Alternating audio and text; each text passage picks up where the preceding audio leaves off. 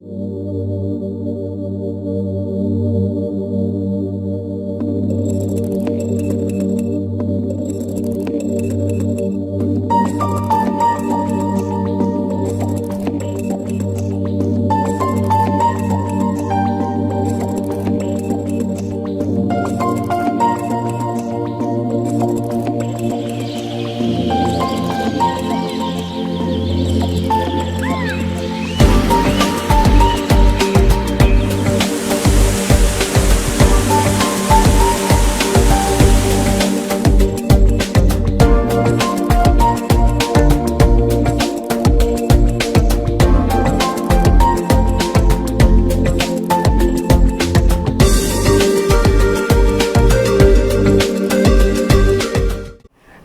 ಪ್ರೀತಿಯ ಆಸರೆ ಟಿವಿ ವೀಕ್ಷಕರೆಲ್ಲರಿಗೂ ನಿಮ್ಮ ಪ್ರಶ್ನೆಗೆ ನಮ್ಮ ಉತ್ತರ ಕಾರ್ಯಕ್ರಮದಲ್ಲಿ ನಿಮ್ಮನ್ನು ಸ್ವಾಗತಿಸುವವರಾಗಿದ್ದೇವೆ.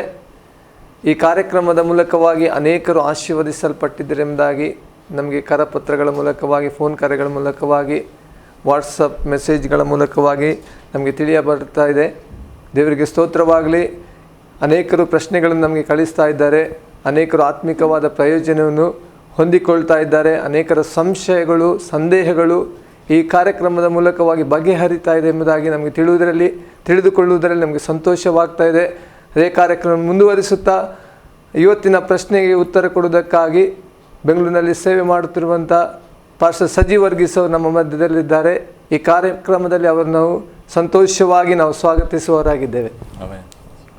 ಇವತ್ತು ನಮಗೆ ಪ್ರಶ್ನೆಯನ್ನು ಕೇಳಿದವರು ಸಹೋದರ ರವಿರಾಜ್ ಬ್ರಹ್ಮಾವರದಿಂದ ನಮಗೆ ಪ್ರಶ್ನೆಯನ್ನು ಕೇಳಿರುತ್ತಾರೆ.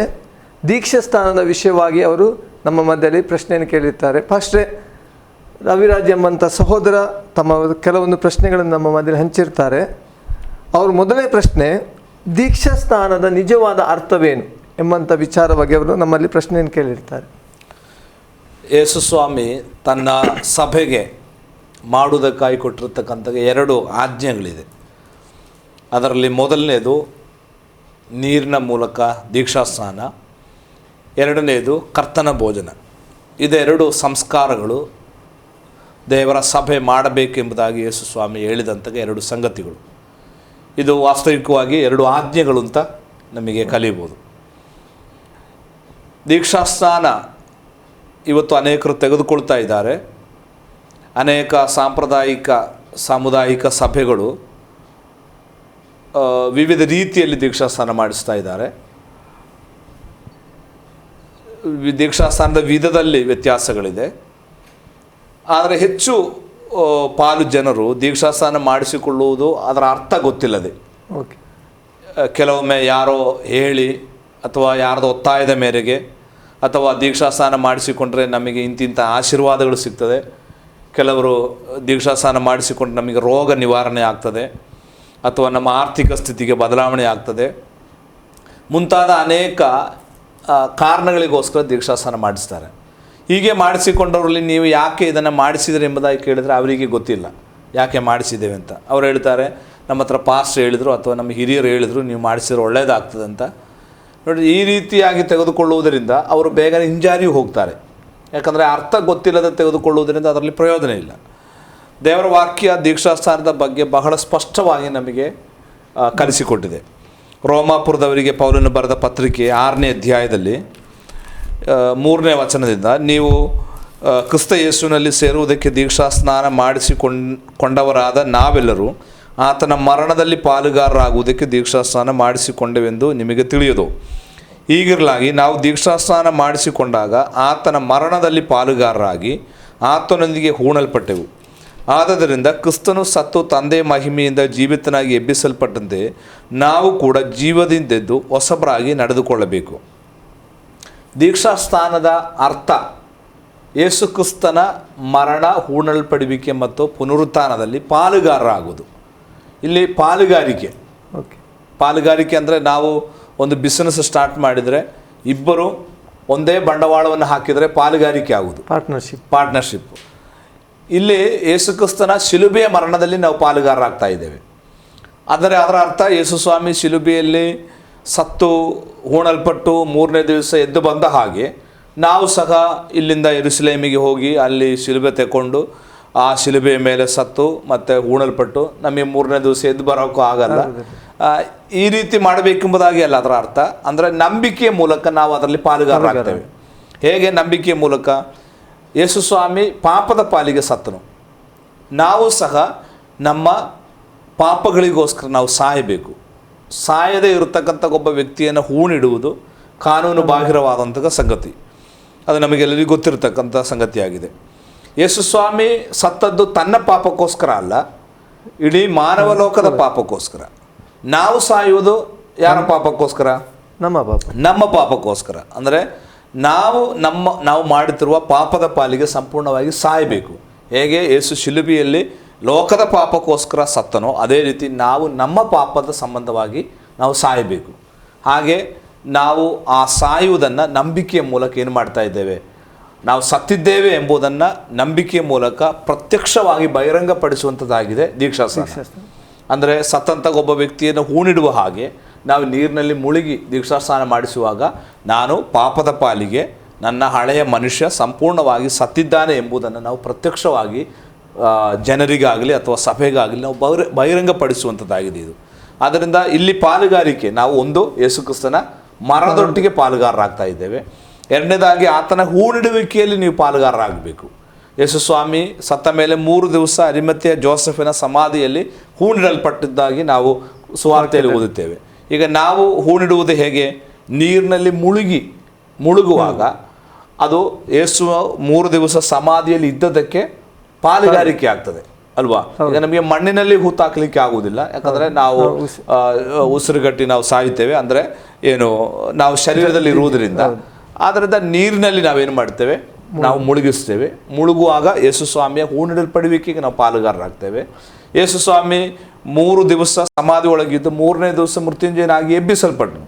ಅದೇ ರೀತಿ ನಾವು ಸಹ ನೀರಿನಿಂದ ಮೇಲಕ್ಕೆ ಎದ್ದು ಬರುವಾಗ ಯೇಸು ಸ್ವಾಮಿ ಎಬ್ಬಿಸಲ್ಪಟ್ಟಾಗ ಪುನರುತ್ಥಾನದ ಶರೀರದನ್ನು ಎಬ್ಬಿಸಲ್ಪಟ್ಟನು. ಆದರೆ ನಮಗೆ ಇನ್ನೂ ಪುನರುತ್ಥಾನದ ಶರೀರ ಸಿಗಲಿಲ್ಲ. ನಾವು ಹೊಸ ವ್ಯಕ್ತಿಗಳಾಗಿ ಏನು ಮಾಡ್ತೇವೆ? ನಾವು ಎದ್ದು ಬರ್ತೇವೆ. ಅದು ಈ ದೀಕ್ಷಾಸ್ನಾನದ ಅರ್ಥ. ಅಂದರೆ ಆತನ ಮರಣ, ಹೂಣಿಡಲ್ಪಡುವಿಕೆ ಮತ್ತು ಪುನರುತ್ಥಾನದಲ್ಲಿ ನಾವು ಪಾಲುಗಾರರಾಗ್ತೇವೆ. ಇಲ್ಲಿ ನಾವು ಅರ್ಥ ಮಾಡಿಕೊಳ್ಳಬೇಕಾದ ಮತ್ತೊಂದು ಆಳವಾದ ಸತ್ಯ, ಇಲ್ಲಿ ನಾವು ಸಾಯುವುದು ಯಾವುದು? ನಮ್ಮ ಹಳೆಯ ಮನುಷ್ಯ ಎಂಬುದಾಗಿ ನಾವು ಅರ್ಥ ಮಾಡಿಕೊಂಡಿದ್ದೇವೆ ಅಲ್ವಾ?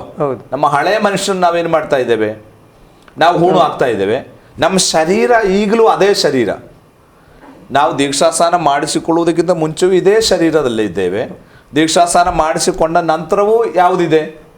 ಶರೀರಕ್ಕೆ ಬದಲಾವಣೆ ಆಗಲಿಲ್ಲ. ಇಲ್ಲಿ ಯಾರಿಗೆ ಬದಲಾವಣೆ ಆಗಿದೆ? ಆಂತರ್ಯ, ಹಳೆ ಮನುಷ್ಯನಿಗೆ.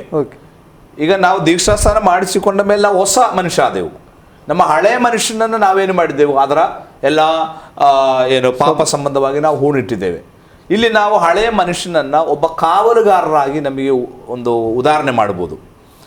ಒಬ್ಬ ಕಾವಲುಗಾರ, ನಾವು ದೀಕ್ಷಾಸ್ನಾನ ಮಾಡಿಸುವುದಕ್ಕಿಂತ ಮುಂಚೆ ಇದ್ದ ಕಾವಲುಗಾರ ಹಳೆ ಮನುಷ್ಯ. ಈ ಕಾವಲುಗಾರನ ಒಂದು ಸ್ವಭಾವ ಏನಂತಂದರೆ, ನಾನೆಂಬ ಮನೆಗೆ ಯಾರಾದರೂ ಕಳ್ಳರು ಬಂದರೆ ಈ ಕಾವಲುಗಾರ ಏನು ಮಾಡ್ತಾ ಇದ್ದ? ಡೋರ್ ತೆಗೆದು ಕೊಡ್ತಾ ಇದ್ದ, ಹೋಗು ಅಂತ, ಹೋಗಿ ಏನಾದರೂ ದರೋಡೆ ಮಾಡಿಕೊಂಡು ನೀನು ಹೋಗು ಅಂತ. ಅಂದರೆ ಅಪನಂಬಿಗಸ್ತನಾದ ಒಬ್ಬ ಕಾವಲುಗಾರ ಯಾರು? ಹಳೆ ಮನುಷ್ಯ. ಗೊತ್ತಾಯ್ತಾ? ಆದ್ದರಿಂದಲೇ ಏನಾಗ್ತಾ ಇದೆ? ನನ್ನ ಶರೀರ ಪಾಪಕ್ಕೆ ಬೀಳ್ತಾ ಇತ್ತು. ನನ್ನಲ್ಲಿರ್ತಕ್ಕಂಥ ಎಲ್ಲ ಗುಣಗಳನ್ನು, ಸ್ವಭಾವಗಳನ್ನು ಸೈತಾನ ಬಂದು, ದರೋಡೆಗಾರರು ಬಂದು ಏನು ಮಾಡ್ತಾ ಇದ್ರು? ಕದ್ಕೊಂಡು ಹೋಗ್ತಾ ಇದ್ರು. ಒಳ್ಳೆ ಸ್ವಭಾವಗಳನ್ನು ನನ್ನನ್ನು ಪಾಪಕ್ಕೆ ಬೀಳಿಸ್ತಾ ಇದ್ರು. ಈಗ ನಾನು ಪಾಪದ ಪಾಲಿಗೆ ಸತ್ತನಂತೆ ಅಂದಾಗ ಏನಾಯಿತು? ನನ್ನ ಹಳೆ ಮನುಷ್ಯನ ಏನು ಮಾಡಿದೆ? ನಾನು ಕೊಂದಾಕ್ಬಿಟ್ಟೆ. ಅಂದರೆ ಹಳೆ ಕಾವಲುಗಾರನ ನಾನು ಕೊಂದಾಕ್ಬಿಟ್ಟೆ. ಈಗ ನಾನು ದೀಕ್ಷಾಸ್ನಾನ ಮಾಡಿಸಿಕೊಂಡು ಬಂದಾಗ ನನಗೆ ಹೊಸ ಕಾವಲುಗಾರ ಬಂದಿದ್ದಾನೆ. ನಾನು ಹೊಸಬ ಆಗಿಬಿಟ್ಟಿದ್ದೇನೆ ಅಲ್ವಾ? ಹೊಸ ಕಾವಲುಗಾರ ಹಳೆ ಕಾವಲುಗಾರನಾಗೆ ಅಲ್ಲ, ಅವನು ನಂಬಿಗಸ್ತನಾದ ಕಾವಲುಗಾರ. ಯಾರಾದರೂ ಬಂದರೆ, ಶತ್ರುಗಳು ಬಂದರೆ ಅಥವಾ ದರೋಡೆಗಾರರು ಬಂದರೆ, ಕಳ್ಳರು ಬಂದರೆ ಅವನೇನು ಮಾಡಲ್ಲ, ಅವನು ಬಿಡುವುದಿಲ್ಲ. ಅವನು ಬಾಗಿಲು ಮುಚ್ಚಿ ಭದ್ರಪಡಿಸ್ತಾನೆ. ನೋಡಿ, ಇದೇ ಇಲ್ಲಿ ಸಂಭವಿಸುವಂಥದ್ದು. ಇಲ್ಲಿ ನಮ್ಮ ಶರೀರ ಹಾಗೇನೇ ಇದೆ. ಶರೀರಕ್ಕೆ ಬದಲಾವಣೆ ಆಗ್ತದೆ. ಯಾವುದಕ್ಕೆ ಬದಲಾವಣೆ ಆಗ್ತಾ ಇದೆ? ಕಾವಲುಗಾರನಿಗೆ ಬದಲಾವಣೆ ಆಗ್ತಾ ಇದೆ. ಅದೇ ಹಳೆ ಮನುಷ್ಯನಿಗೆ ಬದಲಾವಣೆ ಆಗ್ತಾ ಇದೆ. ಹಳೆಯ ಮನುಷ್ಯ ಸಂಪೂರ್ಣವಾಗಿ ಸಾಯ್ತಾ ಇದ್ದಾನೆ. ಗೊತ್ತಾಯ್ತಲ್ಲ? ನೋಡಿ, ಆ ಒಂದು ಪ್ರಕ್ರಿಯೆ ಆತ್ಮಿಕವಾಗಿ ದೀಕ್ಷಾಸ್ನಾನದ ಮೂಲಕ ನಮಗೆ ನಡೀತಾ ಇದೆ. ಅದೇ ನಿಜವಾದ ದೀಕ್ಷಾಸ್ನಾನದ ಅರ್ಥ. ಅನೇಕರು ತಪ್ಪು ತಿಳ್ಕೊಂಡಿದ್ದಾರೆ. ದೀಕ್ಷಾಸ್ನಾನ ಮಾಡಿಸಿಕೊಂಡ ಮೇಲೆ ನನ್ನ ಶರೀರ ಬದಲಾವಣೆ ಆಯಿತು ಅಂತ. ನಾನು ದೀಕ್ಷಾಸ್ನಾನ ಮಾಡೋದು ಮುಂಚೆ ಹೇಗೆ ಕಣ್ಣು ಕಾಲು ಕಿವಿ ಎಲ್ಲ ಇತ್ತೋ ಅದೇ ರೀತಿ ಆದ ನಂತರನೂ ನನಗೆ ಅದೇ ಶರೀರ ಅದೇ ಇದು. ಆದರೆ ನನ್ನ ಸ್ವಭಾವಕ್ಕೆ ಅಥವಾ ಆ ಕಾವಲುಗಾರನಿಗೆ ಅಲ್ಲಿ ಬದಲಾವಣೆ ಬರ್ತದೆ. ನಮ್ಮ ಸ್ವಭಾವದಲ್ಲಿ ನಮ್ಮ ನೂತನ ಸ್ವಭಾವ. ಈಗ ನಮಗೆ ನೂತನ ಕಾವಲುಗಾರ ಸಿಕ್ಕಿದ್ದಾನೆ. ಹೌದು. ಈಗ ಅವನು ನಮ್ಮನ್ನ ಬೇಗನೆ ಶತ್ರುವನ್ನು ಒಳಗೆ ಬಿಡುವುದಿಲ್ಲ. ಅವನು ಏನು ಮಾಡ್ತಾನೆ? ರೆಸಿಸ್ಟ್ ಮಾಡ್ತಾನೆ, ವಾಕ್ಯದ ಮೂಲಕ ಅದನ್ನು ಎದುರಿಸ್ತಾನೆ. ನಾವೆಂಬ ಈ ಆಶೀರ್ವಾದವನ್ನು ಕೆಡಿಸಲಿಕ್ಕೆ ಆತನ ಅನುಮತಿಸುವುದಿಲ್ಲ. ನೋಡಿ, ಅದು ಅಲ್ಲಿ ಬದಲಾವಣೆ ಆಗ್ತಾ ಇದೆ. Okay okay. ದೀಕ್ಷಾ ಸ್ಥಾನ ಯಾರ ಹೆಸರಿನಲ್ಲಿ ಕೊಡಬೇಕು? ಕೆಲವರು ಹೇಳ್ತಾರೆ, ಅವರೊಂದು ಗೊಂದಲದಲ್ಲಿ ಇದ್ದಾರೆ ಅಂತ ಅನಿಸ್ತದೆ ಈ ಪ್ರಶ್ನೆ ಕೇಳುವಾಗ. ದೀಕ್ಷಾ ಸ್ನಾನ ಯಾರ ಹೆಸರಿನಲ್ಲಿ ಕೊಡಬೇಕು? ಕೆಲವರು ಹೇಳ್ತಾರೆ ತಂದೆ ಮಗ ಪವಿತ್ರಾತ್ಮ, ಇನ್ನು ಕೆಲವರು ಹೇಳ್ತಾರೆ ಯೇಸುವಿನ ಹೆಸರಿನಲ್ಲಿ ಎಂಬ ಗೊಂದಲದಲ್ಲಿ ಅವ್ರು ಬರಿತಾ ಹೇಳ್ತಾರೆ, ಗೊಂದಲದಲ್ಲಿದ್ದೇನೆ, ಸರಿಯಾದ ಉತ್ತರ ಕೊಡುವಿರಾ ಎಂಬಂತ ಒಂದು ಪ್ರಶ್ನಾರ್ಥಕವಾಗಿ ಅವರು ನಮಗೆಲ್ಲಿ ಕೇಳ್ತಾ ಇದ್ದಾರೆ. ಇದು ಬಹಳಷ್ಟು ವರ್ಷಗಳಿಂದ ಜನ ಕೇಳುವಂತಹ ಪ್ರಶ್ನೆ, ಯಾರ ಹೆಸರಿನಲ್ಲಿ ದೀಕ್ಷಾಸ್ನಾನ ಕೊಡಬೇಕು ಅಂತ. ಯಾಕಂದರೆ ಬೈಬಲ್ನಲ್ಲಿ ಹೊಸ ಒಡಂಬಡಿಕೆಯಲ್ಲಿ ಇದರ ಸಂಬಂಧವಾಗಿ ಒಂದು ಗೊಂದಲ ಉಂಟಾಗಿದೆ. ನಾವು ಮತ್ತಾಯನ ಸುವಾರ್ತೆ 28ನೇ ಅಧ್ಯಾಯ 19ನೇ ವಚನದಲ್ಲಿ ಯೇಸು ಸ್ವಾಮಿ ದೀಕ್ಷಾಸ್ನಾನದ ಕುರಿತಾಗಿ ಹೇಳ್ತಾ ಇದ್ದಾರೆ. ಆದ್ದರಿಂದ ನೀವು ಹೊರಟು ಹೋಗಿ ಎಲ್ಲ ದೇಶಗಳ ಜನರ ಶಿಷ್ಯರನ್ನಾಗಿ ಮಾಡಿದಿ, ಅವರಿಗೆ ತಂದೆಯ ಮಗನ ಪವಿತ್ರಾತ್ಮನ ಹೆಸರಿನಲ್ಲಿ ದೀಕ್ಷಾಸ್ನಾನ ಮಾಡಿಸಿ ನಾನು ನಿಮಗೆ ಆಜ್ಞಾಪಿಸಿದ್ದನ್ನೆಲ್ಲ ಕಾಪಾಡಿಕೊಳ್ಳುವುದಕ್ಕೆ ಅವರಿಗೆ ಉಪದೇಶ ಮಾಡಿರಿ. ಆದರೆ ಅಪೊಸ್ತಲ ಕೃತ್ಯಗಳ ಪುಸ್ತಕ 2ನೇ ಅಧ್ಯಾಯ ಅದರ 38ನೇ ವಾಕ್ಯ ನಾವು ಓದುವಾಗ ಅಲ್ಲಿ ಅಪೊಸ್ತಲರು ಈ ಸಂಸ್ಕಾರ ಅಥವಾ ದೀಕ್ಷಾಸ್ನಾನವೆಂಬ ಈ ಸಂಸ್ಕಾರವನ್ನು ಮಾಡಿದ ವಿಧ ಅಥವಾ ಹೆಸರು, ಅವರು ಯೇಸುವಿನ ಹೆಸರಿನಲ್ಲಿ ದೀಕ್ಷಾಸ್ನಾನ ಮಾಡಿಸಿಕೊಂಡರು ಎಂಬುದಾಗಿ ನಾವು ಓದ್ತೇವೆ ಅಲ್ವಾ? 38ನೇ ವಚನ, ನಿಮ್ಮ ಪಾಪಗಳು ಪರಿಹಾರವಾಗುತ್ತಾಗಿ ನಿಮ್ಮಲ್ಲಿ ಪ್ರತಿಯೊಬ್ಬನು ದೇವರ ಕಡೆಗೆ ತಿರುಗಿಕೊಂಡು ಯೇಸು ಕ್ರಿಸ್ತನ ಹೆಸರಿನ ಮೇಲೆ ದೀಕ್ಷಾಸ್ನಾನ ಮಾಡಿಸಿಕೊಳ್ಳಿರಿ. ಇಲ್ಲಿ ದೀಕ್ಷಾಸ್ನಾನ ಮಾಡಿಸಿಕೊಳ್ಳಬೇಕಾದ ಹೆಸರು 2 ಕಡೆಗಳಲ್ಲಿ 2 ಆಗಿದೆ. ಮತ್ತಾಯನ ಸುವಾರ್ತೆ 28:19 ತಂದೆ ಮಗ ಪವಿತ್ರಾತ್ಮನ ಹೆಸರಿನಲ್ಲಿ, ಅಪೊಸ್ತಲ ಕೃತ್ಯಗಳಲ್ಲಿ ಯೇಸುವಿನ ಹೆಸರಿನಲ್ಲಿ. ಅದು ಮಾತ್ರವೇ, ಇನ್ನೂ ಅಪೊಸ್ತಲ ಕೃತ್ಯಗಳು 2-3 ಕಡೆಗಳಲ್ಲಿ ಅವರು ಯೇಸುವಿನ ಹೆಸರಿನಲ್ಲಿ ದೀಕ್ಷಾಸ್ನಾನ ಮಾಡಿಸಿದರು ಎಂಬುದಾಗಿ ಬರೆಯಲ್ಪಟ್ಟಿದೆ. ಆದ್ದರಿಂದ ಕೆಲವರು ತಂದೆ ಮಗ ಪವಿತ್ರಾತ್ಮ ಹೆಸರಲ್ಲಿ ಮಾಡ್ತಾರೆ, ಇನ್ನು ಕೆಲವರು ಯೇಸುವಿನ ಹೆಸರಿನಲ್ಲಿ ದೀಕ್ಷಾಸ್ನಾನ ಮಾಡ್ತಾರೆ. ಈಗ ಬೈಬಲ್ನಲ್ಲಿ ಕೆಲವು ಗೊಂದಲಕರವಾದ ವಾಕ್ಯಗಳಿದೆ. ಅದರಲ್ಲಿ ಒಂದು ವಾಕ್ಯವೇ ಇದು. ಸತ್ಯವೇದದಲ್ಲಿ ನಮಗೆ ಗೊಂದಲ ಕೊಡುವಂತಹ, ಅಂದರೆ ಅರ್ಥವಾಗದಂತಹ ಕೆಲವು ವಾಕ್ಯಗಳು ಸತ್ಯವೇದದಲ್ಲಿದೆ. ಉದಾಹರಣೆಗೆ ನಾವು ಯೇಸು ಕ್ರಿಸ್ತನ ಪುನರುತ್ಥಾನದ ಕುರಿತಾಗಿ 4 ಸುವಾರ್ತೆಗಳಲ್ಲಿ ಒಂದಕ್ಕಿಂತ ಹೆಚ್ಚು ಸಂಗತಿಗಳಲ್ಲಿ ನಮಗೆ ಗೊಂದಲ ಇರುವುದಾಗಿ ನಾವು ನೋಡುತ್ತೇವೆ. ಅಂದರೆ ಯೇಸು ಕ್ರಿಸ್ತನು ಪುನರುತ್ಥಾನಗೊಂಡಾಗ ಮಾರ್ಕನು ಬರೆಯುತ್ತಾ ಇದ್ದಾನೆ, ಒಬ್ಬ ದೂತನು ಯೇಸು ಸ್ವಾಮಿಯ ಸಮಾಧಿಯ ಕಲ್ಲನ್ನು ಉರುಳಿಸಿ ಆ ಕಲ್ಲಿನ ಮೇಲೆ ಕೂತನು ಅಂತ. ಆದರೆ ಲೂಕನ ಸುವಾರ್ತೆಯಲ್ಲಿ ನಾವು ಓದುತ್ತೇವೆ, 2 ದೂತರು ಕಲ್ಲನ್ನು ಉರುಳಿಸಿ ಕಲ್ಲಿನ ಮೇಲೆ ಕೂತರು ಅಂತ. ಯೋಹಾನು ನನ್ನ ಅನಿಸಿಕೆ ಹಾಗೆ ಬರೆದಿದೆ, ಆದರೆ ಮತ್ತಾಯನು ಹಾಗೆ ಬರೆದಿಲ್ಲ. ಮತ್ತಾಯನು ದೂತನು ಅಂತ ಮಾತ್ರ ಬರೆದಿದೆ. ಅದು 1-2 ಅಂತ ಅಲ್ಲಿ ಸ್ಪಷ್ಟವಲ್ಲ. ನೋಡ್ರಿ, ಒಬ್ಬ ವ್ಯಕ್ತಿ ಬರೀತಾ ಇದ್ದಾನೆ ಒಬ್ಬ ದೂತ ಅಂತ, ಇನ್ನೊಬ್ಬ ಹೇಳ್ತಾ ಇದ್ದಾನೆ ಇಬ್ಬರು ದೂತರು ಅಂತ. ಈಗ ಇದು ಒಂದು ಗೊಂದಲ ನಮಗೆ, ಎಷ್ಟು ದೂತರು ಅಂತ ಅಲ್ವಾ? ಮತ್ತೆ ಇನ್ನು ಮಾರ್ಕನ ಸುವಾರ್ತೆಯಲ್ಲಿ ಅಂತ ಅನಿಸ್ತದೆ, ಯೇಸು ಸ್ವಾಮಿ ಇನ್ನೂ ಮಗ್ದಲತ ಮರಿಯಳು ಯೇಸು ಸ್ವಾಮಿಯ ಸಮಾಧಿಗೆ ಬಂದದ್ದು ಇನ್ನೂ ಮೊಬ್ಬಿರುವಾಗ ಅಂತ, ಇನ್ನೂ ಬೆಳಕಾಗಿಲ್ಲ. ಆದರೆ ಇನ್ನೊಬ್ಬ ಸುವಾರ್ತಿಗೆ ಹೇಳ್ತಾ ಇದ್ದಾನೆ, ಅವರು ಅಲ್ಲಿ ಬಂದಾಗ ಬೆಳಕಾಯಿತು ಅಂತ ಅಲ್ವಾ? ಒಬ್ಬರು ಹೇಳ್ತಾ ಇದ್ದಾರೆ ಇನ್ನೂ ಮೊಬ್ಬಿತ್ತು ಅಂತ, ಇನ್ನೊಬ್ಬರು ಹೇಳ್ತಾ ಇದ್ದಾರೆ ಬೆಳಕಾಯಿತು ಅಂತ. ನೋಡ್ರಿ, ಈ ರೀತಿಯಾದಂತಹ ಕೆಲವು ಪದಗಳ ಅಥವಾ ಗೊಂದಲಗಳು ಬೈಬಲ್ನಲ್ಲಿ ಇದೆ. ಇದಕ್ಕೆ ಕಾರಣ ಏನಂತಂದರೆ, ಈಗ 4 ಸುವಾರ್ತಿಕರು ಅದನ್ನು ರಿಪೋರ್ಟ್ ಮಾಡಿದಾಗ, ಒಂದು ಘಟನಾವಳಿಯನ್ನು ಅವರು ರಿಪೋರ್ಟ್ ಮಾಡಿದಾಗ ಅವರು ಕಂಡ ವಿಚಾರವನ್ನು ರಿಪೋರ್ಟ್ ಮಾಡಿದರು ಅಲ್ವಾ? ಈಗ ಮಾರ್ಕ ಒಬ್ಬ ದೂತ ಅಂದ್ರೆ ಅವನು ಒಬ್ಬನನ್ನೇ ಕಂಡಿರಬೇಕು, ಲೂಕ 2 ಕಂಡಿರಬೇಕು. ಈಗ ನಾನೊಂದು ವರದಿ ಒಂದು ಸಮಾರಂಭಕ್ಕೆ ಅದನ್ನು ವರದಿ ಮಾಡಲಿಕ್ಕೆ ಹೋಗುವಾಗ ನಾನು ಕಂಡ ಸಂಗತಿಯನ್ನು ಬರೀಬೇಕು ಹೊರತು ನೀವು ಕಂಡದ್ದನ್ನಲ್ಲ. ಹೌದಲ್ವಾ? ಅಲ್ಲಿ ವ್ಯಕ್ತಿ ಸ್ವಾತಂತ್ರ್ಯವಿದೆ. ಇದು ಪವಿತ್ರಾತ್ಮನಿಂದ ಬೈಬಲ್ ಬರೆಯಲ್ಪಟ್ಟಿರುವುದಾದರೂ ಪವಿತ್ರಾತ್ಮನು ಎಂದಿಗೂ ವ್ಯಕ್ತಿ ಸ್ವಾತಂತ್ರ್ಯವನ್ನ ತೆಗೆಯುತ್ತಾ ಇಲ್ಲ. ಹೌದಲ್ವಾ? ಅವರು ಕಂಡದನ್ನು ಬರೀಲಿಕ್ಕೆ ಅಲ್ಲಿ ಸ್ವಾತಂತ್ರ್ಯ ಇದೆ. ಅದು ಮಾತ್ರವಲ್ಲ, ಇದು ಒಬ್ಬರನ್ನೊಬ್ಬರು ಕೋಪಿ ಮಾಡಿದ್ದಲ್ಲ. ಹೌದು, ಬೈಬಲ್ ಒಬ್ಬರನ್ನೊಬ್ಬರು ಕೋಪಿ ಮಾಡಿದ್ದಲ್ಲ, ಅವರವರ ಸ್ವಾತಂತ್ರ್ಯದಲ್ಲಿ ಅವರು ಕಂಡದನ್ನು ಬರೆದದ್ದಾಗಿದೆ. ಆದ್ದರಿಂದ ಒಂದು ವೇಳೆ ಅಲ್ಲಿ ಇಬ್ಬರು ಇರ್ಬೋದು, ಲೂಕನನ್ನು ಬರೆದಾಗ ಇಬ್ಬರು ಇದ್ದಿರಬಹುದು, ಮತ್ತಾಯ ನೋಡಿದಾಗ ದೂತನು ಅಂತ ಬರೀತಾ ಇದ್ದಾನೆ. ಆದ್ದರಿಂದ ಇಂತಹ ಗೊಂದಲಗಳು ಬರುವಾಗ ಎರಡೂ ಸರಿನೇ. ವಾಸ್ತವಿಕವಾಗಿ ಇಂತಹ ಗೊಂದಲದ ವಾಕ್ಯ ಓದುವಾಗ ಇದು ಎರಡು ಸಂಗತಿಗಳು ಏನಾಗಿದೆ, ಸರಿಯಾದ ಸಂಗತಿನೇ. ಆದರೆ ಅವರು ಕಂಡದನ್ನು ಅವರು ಬರೆದಿದ್ದಾರೆ ಅಷ್ಟೇ ಅಲ್ವಾ. ಇಲ್ಲಿ ದೀಕ್ಷಾಸ್ನಾನದ ಕುರಿತಾಗಿಯೂ ಸಹ ನಮಗೆ ಈ ಗೊಂದಲಕ್ಕೆ ಕಾರಣ, ನನ್ನ ಅಭಿಪ್ರಾಯ, ನನ್ನ ಉತ್ತರ ಎರಡೂ ಸರಿನೇ. ಅಂದರೆ ತಂದೆ ಮಗ ಪವಿತ್ರಾತ್ಮ ಹೆಸರಿನಲ್ಲಿ ದೀಕ್ಷಾಸ್ನಾನ ತೆಗೆದುಕೊಳ್ಳಬೇಕೆಂಬುದಾಗಿ ಯೇಸು ಹೇಳಿದ್ದು ಸರಿನೇ, ಯೇಸುವಿನ ಹೆಸರಿನಲ್ಲಿ ಅವರು ದೀಕ್ಷಾಸ್ನಾನ ಮಾಡಿಸಿರು ಎಂಬುದು ಸರಿನೇ. ಯಾಕಂತ ಹೇಳಿದ್ರೆ ತಂದೆ ಮಗ ಪವಿತ್ರಾತ್ಮ 3 ವ್ಯಕ್ತಿಗಳಾಗಿದ್ದಾರೆ, ಹೌದಲ್ವಾ. ಆ ವ್ಯಕ್ತಿತ್ವದಲ್ಲಿ ಯೇಸು ಕ್ರಿಸ್ತನೂ ಇದ್ದಾರೆ, ಹೌದಲ್ವಾ. ತಂದೆ ಮಗ ಪವಿತ್ರಾತ್ಮನ ಹೆಸರಿನಲ್ಲಿ ದೀಕ್ಷಾಸ್ನಾನ ಮಾಡಿಸಿರು ಅಂತ ಹೇಳಿದ್ದು ಯೇಸು ಸ್ವಾಮಿ ಹೇಳಿದ ಮಾತಾಗಿದೆ. ಈಗ ಅವರು ಯೇಸುವಿನ ಹೆಸರಿನಲ್ಲಿ ದೀಕ್ಷಾಸ್ನಾನ ಮಾಡಿದ್ರು ಅಂತ ಅದರ ಅರ್ಥ ಏನು? ಅದರೊಳಗೆ ಯಾರಿದ್ದಾರೆ? ತಂದೆ ಮಗ ಪವಿತ್ರಾತ್ಮ ಇದ್ದಾರೆ ಅಂತ ನಾವು ಅರ್ಥ ಮಾಡಿಕೊಳ್ಬೇಕು. ಇನ್ನು ನಮಗೆ ಅಲ್ಲಿ ಸ್ಪಷ್ಟವಾಗಿ ಗೊತ್ತಿಲ್ಲ ಅವರು ಯಾವ ಹೆಸರಿನಲ್ಲಿ ಮಾಡಿಸಿಕೊಂಡ್ರು ಅಂತ, ಹೌದಲ್ವಾ. ಈಗ ನಾನು ನಿಮಗೆ ಒಂದು ಸರಳವಾದ ಒಂದು ಉದಾಹರಣೆ ಹೇಳ್ತೇನೆ ಇದಕ್ಕೆ. ನೀವೊಂದು ಕಂಪನಿಯಲ್ಲಿ ಕೆಲಸ ಮಾಡ್ತಾ ಇದ್ದೀರಿ, ನಿಮಗೆ ಒಬ್ಬರು CEO ಇದ್ದಾರೆ, ಅಂದರೆ ಚೀಫ್ ಎಕ್ಸಿಕ್ಯೂಟಿವ್ ಆಫೀಸರ್ ಇದ್ದಾರೆ, ನಿಮ್ಮ ಬೋಸ್ ಅಂತ ಇಟ್ಕೊಳ್ಳೋಣ. ನಿಮ್ಮ ಬೋಸ್ ನಿಮ್ಮ ಕಂಪನಿಯಲ್ಲಿ ಬಂದು ಎಲ್ಲ ಕಾರ್ಮಿಕರನ್ನು, ನಿಮ್ಮ ಸಹೋದ್ಯೋಗಿಗಳನ್ನು ಕರೆಸಿಬಿಟ್ಟು ಒಂದು ಕಾಮನ್ ಮೀಟಿಂಗ್ನಲ್ಲಿ ನಾವು ಇಂದಿನಿಂದ ಈ ಕೆಲಸವನ್ನು ಈ ರೀತಿ ಮಾಡಬೇಕು, ಎಲ್ಲರೂ ಈ ರೀತಿಯಲ್ಲಿ ಮಾಡಬೇಕು ಅಂತ ಬೋಸ್ ನಮಗೆ ಒಂದು ಆಜ್ಞೆ ಕೊಟ್ಟರು ಅಂತ ಇಟ್ಕೊಳ್ಳಿ. ಅದೇ ನಮ್ಮ ಬೋಸ್ ಯಾರು? ಯೇಸು ಸ್ವಾಮಿ. ಯೇಸು ಸ್ವಾಮಿ 12 ಮಂದಿ ಶಿಷ್ಯರನ್ನ ಹತ್ತಿರಕ್ಕೆ ಕರೆದು ಈ ರೀತಿ ಒಂದು ಆಜ್ಞೆ ಕೊಡ್ತಾ ಇದ್ದಾರೆ, ಏನು? ತಂದೆ ಮಗ ಪವಿತ್ರಾತ್ಮನ ಹೆಸರಿನಲ್ಲಿ ನೀವು ದೀಕ್ಷಾಸ್ನಾನ ಮಾಡಿಸಬೇಕು ಅಂತೇಳಿ. ಈಗ ಬೋಸನ ಆಜ್ಞೆ ಆದ ಮೇಲೆ ನಾವೆಲ್ಲ ಕೆಲಸಕ್ಕೆ ಹೋದೆವು. ನಾನೇನು ಮಾಡ್ತಾ ಇದ್ದೇನೆ, ಬೋಸ್ ಹೇಳದ ರೀತಿಯಲ್ಲಿ, ನನಗೆ ಇಷ್ಟ ಬಂದ ರೀತಿಯಲ್ಲಿ ನಾನು ಆ ಕೆಲಸ ಮಾಡಿದೆ, ಹೌದಲ್ವಾ. ಆವಾಗ ನೀವು ಕೇಳ್ತಾ ಇದ್ದೀರಿ, ಯಾಕೆ ನೀವು ಹಾಗೆ ಮಾಡಿದ್ರಿ ಅಂತ. ಆವಾಗ ನಾನು ಹೇಳ್ತೇನೆ, ನನಗೆ ಇಷ್ಟ ಬಂದ ರೀತಿಯಲ್ಲಿ ನಾನು ಮಾಡ್ತಾ ಇದ್ದೇನೆ. ಈಗ ನಿಮಗೆ ಈಗ ಚಾಯ್ಸ್ ಇದೆ, ಒಂದೋ ಬೋಸ್ ಹೇಳಿದಾಗೆ ನಿಮಗೆ ಮಾಡ್ಬೋದು, ಅಥವಾ ನಿಮ್ಮ ಸ್ನೇಹಿತ ಮಾಡುವ ರೀತಿಯಲ್ಲಿ ನಿಮಗೆ ಮಾಡ್ಬೋದು. ನೀವು ಬುದ್ಧಿವಂತರಾದ ಯಾವ ರೀತಿಯಲ್ಲಿ ಮಾಡ್ತೀರಿ? ಬೋಸ್ ಹೇಳಿದಾಗ. ಯಾಕೆ? ಸಂಬಳ ಕೊಡೋದು ಯಾರು? ಬೋಸ್. ನೀವೇನಾದ್ರೂ ತಪ್ಪು ಮಾಡಿದಕ್ಕೆ ಶಿಕ್ಷೆ ಕೊಡೋದು ಯಾರು? ಬೋಸ್. ನಿಮ್ಮ ಸಹೋದ್ಯೋಗಿ ಅಲ್ಲ. ಇಲ್ಲಿ ಯೇಸು ಸ್ವಾಮಿಯ ಶಿಷ್ಯರು 12 ಮಂದಿಗೂ ಆಜ್ಞೆ ಕೊಟ್ಟದ್ದು ಯಾರು? ಯೇಸು ಸ್ವಾಮಿ. ಹೇಗೆ ಕೊಡಬೇಕು ಅಂತ? ತಂದೆ ಮಗ ಪವಿತ್ರಾತ್ಮ ಹೆಸರಿನಲ್ಲಿ ದೀಕ್ಷಾಸ್ನಾನ ಕೊಡಬೇಕು ಅಂತ, ಹೌದಲ್ವಾ.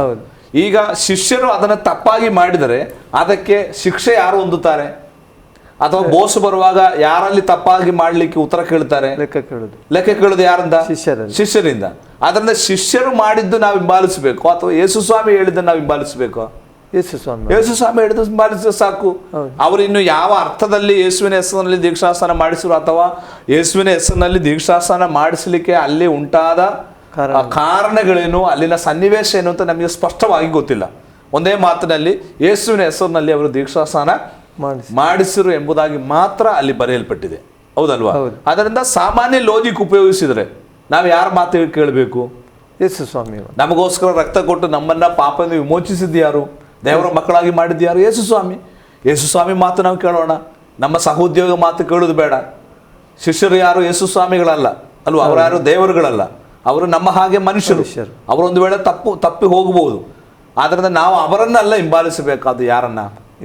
ಯೇಸು ಸ್ವಾಮಿಯನ್ನು ನಾವು ಹಿಂಬಾಲಿಸಬೇಕು. ಅಂದ್ರೆ ಈ ಗೊಂದಲ ಬರುವಾಗ ನಾವು ಯಾರನ್ನ ಫುಲ್ ಫಾಲೋ ಮಾಡಬೇಕು? ಸಾಮಾನ್ಯ ಜ್ಞಾನ ಇರತಕ್ಕಂಥ ಸಂಗತಿ, ಹೌದಲ್ವಾ. ಇನ್ನು ಯೇಸು ಕ್ರಿಸ್ತನ ಹೆಸರಿನಲ್ಲಿ ಅವರು ದೀಕ್ಷಾಸ್ನಾನ ಮಾಡಿಸಿರು ಎಂಬುದಕ್ಕೆ ನಾವು ಅದರ ಹಿನ್ನೆಲೆಯನ್ನು ಹುಡುಕಿಕೊಂಡು ಹೋಗುವುದಾದ್ರೆ ನೋಡ್ರಿ, ಅಪೊಸ್ತಲ ಕೃತ್ಯಗಳ ಪುಸ್ತಕ 8ನೇ ಅಧ್ಯಾಯದಲ್ಲಿ ಫಿಲಿಪ್ಪನು ಎಂಬಂತಹ ಸುವಾರ್ತಿಕ ಕಂಚುಕಿ ಎಂಬಂತಹ ಒಬ್ಬ ಮನುಷ್ಯನಿಗೆ ದೀಕ್ಷಾಸ್ನಾನ ಮಾಡಿಸ್ತಾ ಇದ್ದಾನೆ ಅಲ್ವಾ. ಬೈಬಲ್ನಲ್ಲಿ ಅಪೊಸ್ತಲ ಕೃತ್ಯಗಳು ದೀಕ್ಷಾಸ್ನಾನ ಮಾಡಿಸಿದ ಸಂದರ್ಭಗಳು ಬಹಳ ಕಡಿಮೆ ಇದೆ. ಅದರಲ್ಲಿ ಒಂದು ಬಹಳ ಸುಪ್ರಧಾನವಾದಂತಹ ಸಂದರ್ಭ ಇದು. ಅಲ್ಲಿ ಅವರಿಬ್ಬರು ನೀರಿಗೆ ಇಳಿದರು. ಕಂಚುಕಿ ಆಗೋ ನೀರು ನನಗೆ ದೀಕ್ಷಾಸ್ನಾನ ಮಾಡಿಸಿ ಅಡ್ಡಿ ಏನು ಎಂದು ಹೇಳಿ ರಥವನ್ನು ನಿಲ್ಲಿಸಿ ಎಂದು ಅಪ್ಪಣೆ ಕೊಟ್ಟನು. ಫಿಲಿಪ್ಪನು ಕಂಚು ಇಬ್ಬರು ನೀರೊಳಗೆ ಇಳಿದರು. ಫಿಲಿಪ್ಪನು ಅವರಿಗೆ ದೀಕ್ಷಾಸ್ನಾನ ಮಾಡಿಸಿದನು. ಅವರು ನೀರನ್ನು ಬಿಟ್ಟು ಮೇಲಕ್ಕೆ ಬಂದಾಗ ಕರ್ತನ ಆತ್ಮ ಫಿಲಿಪ್ಪನ್ನು ಎತ್ತಿಕೊಂಡು ಹೋಗಲಾಗಿ ಕಂಚುಕಿ ಸಂತೋಷವುಳ್ಳವನಾಗಿ ತನ್ನ ದಾರಿ ಹಿಡಿದು ಅವನು ಕಾಣಲೇ ಇಲ್ಲ ಅಂತ ನೋಡಿ. ಅದರ ಕೆಳಗಡೆ ನೀವು ಫುಡ್ ನೋಟ್ನಲ್ಲಿ ಈ ರೀತಿ ನಾವು ಓದ್ತಾ ಇದ್ದೇವೆ. ಕೆಲವು ಪ್ರತಿಗಳಲ್ಲಿ ಹೆಚ್ಚು ಬರೆದಿರುವುದೆಂದರೆ, ಫಿಲಿಪ್ಪನು ನೀನು ಮನಪೂರ್ವಕವಾಗಿ ನಂಬುವುದಾದರೆ ಆಗಬಹುದು ಎಂದು ಹೇಳಿದನು. ಅದಕ್ಕೆ ಅವನು ಯೇಸು ಕ್ರಿಸ್ತನನ್ನು ದೇವಕುಮಾರನೆಂದು ನಂಬುತ್ತೇನೆ ಎಂದು ಹೇಳಿ ಅವನೇನು ಮಾಡಿದನು? ದೀಕ್ಷಾಸ್ನಾನ ತೆಗೆದುಕೊಂಡನು. ನೋಡ್ರಿ, ಇಲ್ಲಿ ಯೇಸು ಕ್ರಿಸ್ತನನ್ನ ದೇವಕುಮಾರನು ಅಥವಾ ದೇವರು ಎಂಬುದಾಗಿ ನಾನು ನಂಬುತ್ತೇನೆ ಎಂದು ಹೇಳಿ ಅವನು ದೀಕ್ಷಾಸ್ನಾನ ತೆಗೆದುಕೊಂಡು ನೋಡ್ರಿ, ಅಲ್ಲಿ ಯೇಸು ಕ್ರಿಸ್ತನ ದೈವತ್ವಕ್ಕೆ ಬಹಳ ಎಂಫಸಿಸ್ ಕೊಡ್ತಾ ಇದೆ. ಅಂದರೆ ಅಂದಿನ ಕಾಲದಲ್ಲಿ ತಂದೆಯಾದ ದೇವರನ್ನ ಯಹೂದ್ಯರು ನಂಬ್ತಾ ಇದ್ರು, ದೇವರು ಅಂತ ಯೆಹೋವನನ್ನ. ಇನ್ನು ಆತ್ಮನನ್ನು ಅವ್ರು ನಂಬ್ತಾ ಇದ್ರು, ದೇವರ ಆತ್ಮ. ಆದರೆ ತ್ರಯೇಕತ್ವದಲ್ಲಿ ಎರಡನೇ ವ್ಯಕ್ತಿಯಾದ ಯೇಸು ಕ್ರಿಸ್ತನನ್ನ ಅವರು ನಂಬ್ತಿರ್ಲಿಲ್ಲ. ಯಾಕೆ? ಆತನನ್ನ ಮಸಿಯನಾಗಿ, ಅವರ ರಕ್ಷಕನಾಗಿ ಅವರ ಅಂಗೀಕರಿಸುವ ಸ್ಥಿತಿಯಲ್ಲಿ ಇರಲಿಲ್ಲ. ಯಾಕಂದ್ರೆ ಯೇಸು ಸ್ವಾಮಿ ಹುಟ್ಟಿ ಬಂದ ರೀತಿ ವಿಭಿನ್ನವಾಗಿತ್ತು. ಅವರು ನಿರೀಕ್ಷಿಸಿದ ಹಾಗೆ ಅರಸನು ಅರಮನೆಯಲ್ಲಿ ಹುಟ್ಟಬೇಕಿತ್ತು. ಆದರೆ ಅಷ್ಟೆಲ್ಲ ಶಾಸ್ತ್ರಗಳು ಅವರಿಗೆ ಅರ್ಥವಾಗಿದ್ದಾಗ್ಯೂ, ಅಷ್ಟೆಲ್ಲ ದೇವರ ವಾಕ್ಯದಲ್ಲಿ ಜ್ಞಾನವಿದ್ದಾಗ್ಯೂ ಅವರು ನಿಜವಾಗಿ ದೇವರ ವಾಕ್ಯ ಅರ್ಥ ಮಾಡಿಕೊಳ್ಳಿಲ್ಲ. ಆತನ ಎಲ್ಲಿ ಹುಟ್ಟುತ್ತಾನಂತ ಪ್ರವಾದನ ಗ್ರಂಥಗಳಲ್ಲಿ ಬರೆದಿದೆ, ಹೌದಲ್ಲ? ಆತನ ಯಾರಲ್ಲಿ ಹುಟ್ಟಬೇಕು ಅಂತ ಬರೆದಿದೆ. ಈ ಎಲ್ಲ ಲಕ್ಷಣಗಳ ಮೂಲಕ ಅವರಿಗೆ ಏನು ದೇವರ ವಾಕ್ಯ ತಿಳಿದುಕೊಂಡು ಈತನನ್ನ, ಯೇಸು ಕ್ರಿಸ್ತನನ್ನ ಮಸೀನಾಗಿ ಅಂಗೀಕಾರ ಮಾಡಬಹುದಿತ್ತು. ಆದರೆ ಅವರ ಜ್ಞಾನಕ್ಕೆ ಅದು ತಿಳಿಯದೇ ಹೋಯಿತು. ಆದ್ದರಿಂದ ನಾನು ಹೇಳುವುದು, ದೇವರ ವಾಕ್ಯ ಒಬ್ಬ ಯಹೂದ್ಯನ ಪರಿಸಾಯನ ಹಾಗೆ ನಾವು ಕಲಿತು ಪ್ರಯೋಜನ ಇಲ್ಲ. ನಾವು ಕಲಿತರೆ ಯಹೂದ್ಯರಿಗೆ ಬಂದ ಅನಾಹುತ ನಮಗೂ ಸಂಭವಿಸ್ತದೆ, ಹೌದಲ್ವಾ? ನಿಜವಾದ ದೇವರನ್ನ ತಿಳಿಯದೇ ಹೋಗ್ತೇವೆ. ವಾಕ್ಯ ಗೊತ್ತಿದೆ, ಏನಾಯ್ತು ಅದರಲ್ಲಿ? ಏನಾದರೂ ಪ್ರಯೋಜನ ಆಯ್ತು ಅವರಿಗೆ? ಯಾವ ಪ್ರಯೋಜನವಾಗಿಲ್ಲ. ಕಾರಣ ಅವರಿಗೆ ಮಸೀಯನು ಬಂದದ್ದು ಗೊತ್ತೇ ಆಗಲಿಲ್ಲ, ವಾಕ್ಯ ಎಲ್ಲ ಗೊತ್ತಿದ್ದು. ಅಂತಹ ಅನಾಹುತ ನಮಗೆ ಆಗಬಾರ್ದು. ನಾವು ವಾಕ್ಯವೆಲ್ಲ ಕಲಿತು ಕೊನೆಗೆ ದೇವರನ್ನೇ ನಾವು ಏನು ಅಲ್ಲಗಳೆಯುವಂತ, ಅಥವಾ ದೇವರು ಯಾರಂತ ಗೊತ್ತಿಲ್ಲದೆ ಹೋದ್ರೆ ಅದರಲ್ಲಿ ಅರ್ಥ ಏನಾದರೂ ಇದೆಯಾ? ಆ ರೀತಿ ವಾಕ್ಯ ಕಲಿತು ಏನು ಪ್ರಯೋಜನ ಇಲ್ಲ. ಅಂದರೆ ಇಲ್ಲಿ ಯಹೂದ್ಯನು ಏನು ಮಾಡಿದನು? ದೇವರನ್ನು, ಯೆಹೋವನನ್ನು ನಂಬುತ್ತಾನೆ, ಪವಿತ್ರಾತ್ಮನ್ನು ನಂಬುತ್ತಾನೆ, ಆದರೆ ಯೇಸು ಕ್ರಿಸ್ತನನ್ನ, ಮಸೀಯನನ್ನ ನಂಬುವ ಸ್ಥಿತಿಯಲ್ಲಿ ಇರಲಿಲ್ಲ. ಅದಕ್ಕೆ ಎಲ್ಲೆಲ್ಲಿ ಅವರು ಸಂದೇಶ ಸಾರುತ್ತಾರೋ, ಅಪೊಸ್ತಲರು ಪ್ರಸಂಗಗಳನ್ನು ಮಾಡ್ತಾರೋ, ಅಲ್ಲಿ ಎಲ್ಲ ನೀವು ಕ್ರೂಜೆಗೆ ಹಾಕಿದ ಈ ಯೇಸುವನ್ನ ದೇವರು ಸತ್ತವರೊಳಗಿಂದ ಎಬ್ಬಿಸನು ಎಂಬುದಾಗಿ ಎಂಫಸಿಸ್ ಮಾಡ್ತಾ ಇದ್ದಾರೆ. ಅಂದರೆ ಯೇಸು ಕ್ರಿಸ್ತನು ಸತ್ತು ಎಬ್ಬಿಸಲ್ಪಟ್ಟ ದೇವರು ಎಂಬುದನ್ನು ಅವರು ಅವರ ಪ್ರಸಂಗಗಳಲ್ಲಿ, ಆ ದೀಕ್ಷಾಸ್ಥಾನದ ಸಂದರ್ಭಗಳಲ್ಲಿ ಅವರು ಒತ್ತು ಕೊಟ್ಟು ಹೇಳ್ತಾ ಇದ್ರು. ಇನ್ನು ನೀವು ಅಪೊಸ್ತಲ ಕೃತ್ಯಗಳ ಪುಸ್ತಕ ಅದರ 2ನೇ ಅಧ್ಯಾಯದಲ್ಲಿ ಪೇತ್ರನು ದೀಕ್ಷಾಸ್ಥಾನದ ಕುರಿತಾಗಿ ಸಂದೇಶ ಕೊಡುವಾಗ 38ನೇ ವಚನದಲ್ಲಿ, ನಿಮ್ಮ ಪಾಪಗಳು ಪರಿಹಾರವಾಗುವುದಕ್ಕಾಗಿ ನಿಮ್ಮಲ್ಲಿ ಪ್ರತಿಯೊಬ್ಬನು ದೇವರ ಕಡೆಗೆ ತಿರುಗಿಕೊಂಡು ಯೇಸು ಕ್ರಿಸ್ತನ ಹೆಸರಿನ ಮೇಲೆ ದೀಕ್ಷಾಸ್ನಾನ ಮಾಡಿಸಿಕೊಳ್ಳಿರಿ. ನೋಡ್ರಿ, ಅಲ್ಲಿ ಅದರ ಫುಟ್ನೋಟ್ ನೀವು ಕೆಳಗೆ ಓದುವುದಾದ್ರೆ, ಯೇಸುವನ್ನೇ ಕ್ರಿಸ್ತನೆಂದು ಹೇಳಿ ನೀವೇನು ಮಾಡಬೇಕು? ದೀಕ್ಷಾಸ್ನಾನ ಮಾಡಿಸಿಕೊಳ್ಬೇಕು. ಯೇಸು ಕ್ರಿಸ್ತನ ಹೆಸರಿನಲ್ಲಿ ದೀಕ್ಷಾಸ್ನಾನ ಮಾಡಿಸಬೇಕೆಂಬುದಕ್ಕೆ ಫುಟ್ನೋಟ್ ಕೊಟ್ಟಿರುವುದೇನು? ಯೇಸುವನ್ನೇ ಕ್ರಿಸ್ತನೆಂದು ಹೇಳಿ, ಅಂದರೆ ಕ್ರೈಸ್ಟ್ ಅಂದರೆ ಕ್ರಿಸ್ಟೋಸ್ ಎಂಬುದಾಗಿ ಗ್ರೀಕ್ ಭಾಷೆಯಲ್ಲಿ, ಅಭಿಷಕ್ತನು. ಕ್ರಿಸ್ಟೋಸ್ ಎಂಬ ಗ್ರೀಕ್ ಪದದ ಅರ್ಥ ಅಭಿಷಕ್ತನು, ಅಂದರೆ ದೇವರಿಂದ ಅಭಿಷೇಕಿಸಲ್ಪಟ್ಟವನು, ದೇವರಿಂದ ಕಳುಹಿಸಲ್ಪಟ್ಟ ಮಸೀಯನು ಎಂಬುದಾಗಿ ನೀವು ಅಂಗೀಕಾರ ಮಾಡಬೇಕು. ಅಲ್ಲಿ ಯೇಸುವಿನ ಹೆಸರಿನಲ್ಲಿ ದೀಕ್ಷಾಸ್ನಾನ ಮಾಡಿಸಿದ ನಂತರ ಅದರ ಫುಟ್ನೋಟ್ ಏನು ಹೇಳ್ತಾ ಇದೆ? ಯೇಸುವನ್ನೇ ಕ್ರಿಸ್ತನೆಂದು ಹೇಳಿ ಅವರು ಏನು ಮಾಡಿದರು? ದೀಕ್ಷಾಸ್ನಾನ ಮಾಡಿಸಿದ್ರು ಅಂತ ಅಲ್ವಾ? ಅಲ್ಲೇ ಅದಕ್ಕೆ ಆನ್ಸರ್ ಇದೆ. ಅಂದರೆ ಅಲ್ಲಿನ ಸನ್ನಿವೇಶ ನಾವು ನೋಡಬೇಕು. ಸನ್ನಿವೇಶ ಏನಾಗಿತ್ತು? ಅಂದು ಅವರು ಯೇಸುವನ್ನು ಅಂಗೀಕಾರ ಮಾಡತಂತಹ ಇಂದಿನ ಹಾಗೆ ಯೇಸುವನ್ನು ದೇವರು ಎಂಬುದಾಗಿ ಒಪ್ಪುವಂತಹ ಕಾಲವಾಗಿರಲಿಲ್ಲ. ಆದ್ದರಿಂದ ಅವರ ದೀಕ್ಷಾಸ್ನಾನದ ಸಂದರ್ಭಗಳಾಗಲಿ ಅಥವಾ ಪ್ರಸಂಗ ಮಾಡುವಾಗಲಾಗಲಿ ಅವರ ಮೇನ್ ಫೋಕಸ್, ಅವರ ಸಂದೇಶದ ಮುಖ್ಯ ವಿಷಯವೇ ಯೇಸು ದೇವರು, ಯೇಸುವನ್ನು ಸತ್ತವರೊಳಗಿಂದ ದೇವರು ಎಬ್ಬಿಸಿದನು, ನೀವು ಕ್ರೂಜೆಗೆ ಹಾಕಿದ ಯೇಸು ಇವತ್ತು ಸತ್ತು ಹೋಗಿಲ್ಲ, ಅವನು ಎದ್ದು ಬಂದಿದ್ದಾನೆ. ಇದಾಗಿತ್ತು ಅವರ ಸಂದೇಶ. ಆ ಒಂದು ಪ್ರಾತಿನಿಧ್ಯ ಅದಕ್ಕೆ ಕೊಟ್ಟದ್ದರಿಂದ ಅಲ್ಲಿ ಯೇಸುವಿನ ಹೆಸರಿನಲ್ಲಿ ಅವರು ದೀಕ್ಷಾಸ್ನಾನ ಮಾಡಿಸಿದರು ಎಂಬುದಾಗಿ ಅಲ್ಲಿ ಬರೆಯಲ್ಪಟ್ಟಿದೆ. ಮತ್ತೆ ಇನ್ನೊಂದು ಕಾರಣ, ಅಂದಿನ ಕಾಲದಲ್ಲಿ ಬೇರೆಯೂ ದೀಕ್ಷಾಸ್ನಾನಗಳಿತ್ತು. ಯಾಕಂದರೆ ಯೇಸು ಕ್ರಿಸ್ತನು ಬರುವುದಕ್ಕಿಂತ ಮುಂಚೆ ಸ್ನಾನಿಕನ ಯೋಹಾನನು ದೀಕ್ಷಾಸ್ನಾನ ಮಾಡ್ತಾ ಇದ್ದ, ಅದನ್ನು ಮಾನಸಾಂತರದ ದೀಕ್ಷಾಸ್ನಾನ ಅಂತ ನಾವು ಕರೀತೇವೆ ಅಲ್ವಾ? ಅದು ಇತ್ತು. ಮತ್ತೆ ನಾವು ಪೌಲನು ಕೊರಿಂಥ್ಯ ಪತ್ರಿಕೆ ಬರೆಯುವಾಗ ಸತ್ತವರಿಗೆ ದೀಕ್ಷಾಸ್ನಾನ ಅಲ್ವಾ, ಸತ್ತವರಿಗೆ ದೀಕ್ಷಾಸ್ನಾನ ಮಾಡುವ ಕಾಲವಾಗಿತ್ತು. ಮತ್ತು ಏನು ಕ್ಲಿನಿಕಲ್ ಬ್ಯಾಪ್ಟಿಸಮ್ ಎಂಬುದಾಗಿತ್ತು. ಅಂದರೆ ಕ್ಲಿನಿಕಲ್ ಬ್ಯಾಪ್ಟಿಸಮ್ ಎಂಬುದಾಗಿ ಹೇಳಿದರೆ ಒಬ್ಬ ಮನುಷ್ಯ ಸಾಯುವುದಕ್ಕಿಂತ ಅಲ್ಪ ನಿಮಿಷಗಳ ಮುಂಚೆ ದೀಕ್ಷಾಸ್ನಾನ ತೆಗೆದುಕೊಳ್ಳುವುದು. ಅಂದರೆ ಅವನು ಮತ್ತೆ ದೀಕ್ಷಾಸ್ನಾನ ತಗೊಂಡು ಪಾಪ ಮಾಡೋ ಅವಕಾಶ ಇಲ್ಲ, ಅವನ ತಕ್ಷಣ ಸಾಯ್ತಾನೆ. ಈ ಕಾನ್ಸ್ಟಂಟೈನ್ ಚಕ್ರವರ್ತಿ ಹಾಗೆ ಕ್ಲಿನಿಕಲ್ ಬ್ಯಾಪ್ಟಿಸಮ್ ತಗೊಂಡ ಒಬ್ಬ ವ್ಯಕ್ತಿ ಅಂತ ಚರಿತ್ರೆ ಹೇಳ್ತಾ ಇದೆ. ಅಂದರೆ ಸಾಯುವ ಮಂಚದಲ್ಲಿ ತಂದು ಏನು ಮಾಡೋದು? ದೀಕ್ಷಾಸ್ನಾನ ಕೊಡೋದು. ಮತ್ತೆ ಅವನು ಪಾಪ ಮಾಡಲಿಕ್ಕೆ ಅವಕಾಶ ಇಲ್ಲ, ಅವನು ಸೀದಾ ಎಲ್ಲಿಗೆ ಹೋಗ್ತಾನೆ? ಪರಲೋಕಕ್ಕೆ ಹೋಗ್ತಾನೆ. ಹೀಗೆ ವಿವಿಧ ರೀತಿಯ ದೀಕ್ಷಾಸ್ನಾನಗಳು ಅಂದಿನ ಕಾಲದಲ್ಲಿತ್ತು. ಅವುಗಳಿಂದ ಎಲ್ಲ ಈ ದೀಕ್ಷಾಸ್ನಾನ ವಿಭಿನ್ನ ಎಂಬುದಾಗಿ ತೋರಿಸಲಿಕ್ಕೆ ಅವರು ಕಾಮನ್ ಆಗಿ ಏನು ಕರೀತಾ ಇದ್ರು? ಯೇಸು ಕ್ರಿಸ್ತನ ಹೆಸರನ್ನ ದೀಕ್ಷಾಸ್ನಾನ ಅಂತ ಕರೀತಾ ಇದ್ರು.